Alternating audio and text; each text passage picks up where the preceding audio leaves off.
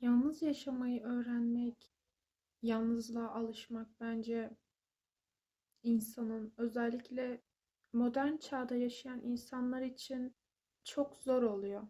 Genellikle insanlar sürü psikolojisiyle hareket etmeyi, bir sürünün parçası olmayı, topluluğa karışmayı seviyor. En azından kendine öyle daha güvende hissediyor. Ama aksine sürüyle hareket etmeyi sevmeyen, yalnız kalmamak için kendisine dayatılmış fikirleri kabul etmeyi sevmeyen insanlar da var ve genellikle yalnız yaşamayı tercih ediyorlar veya yalnız hareket etmeyi. Yalnızlığı kendi iradesiyle seçmiş olanlar vardır. Yalnız takılmayı, yalnız yaşamayı veya hareket etmeyi da buna itilmiş olan insanlar vardır.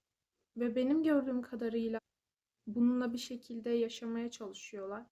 Bu bambaşka bir konu. Ama bugün dediğim gibi yalnızlığı ikiye ayırıp kendi isteğiyle veya istemsiz bir şekilde yalnız kalmaktan ziyade bir bütün olarak aslında konuşmak istiyorum.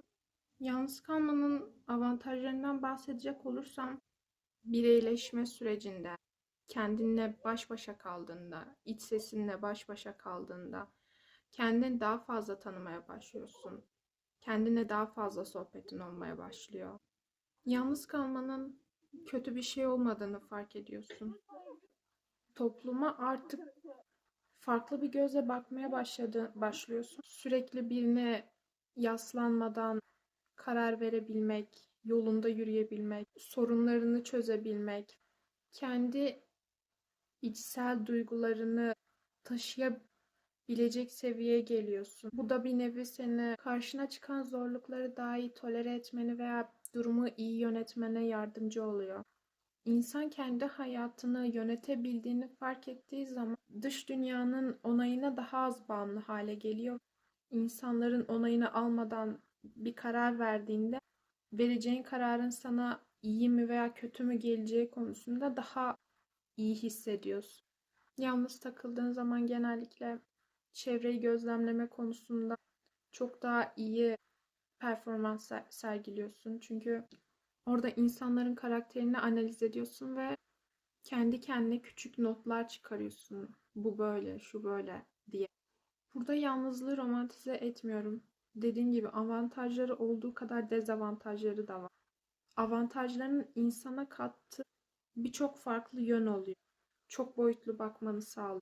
Ama bunun yanında tabii ki de dezavantajları da var. Dezavantajlarından biri de sanırım kendi düşüncelerin içinde sıkışma durumu. O kadar çok düşünüyorsun ki kafanda aynı düşünce o kadar çok dönüyor ki bu seni artık ruhen yormaya başlıyor. Sessizliğe çok alıştıysan fazla gürültülü sesler seni rahatsız etmeye başlıyor. Seslerden rahatsız olmaya başlıyorsun.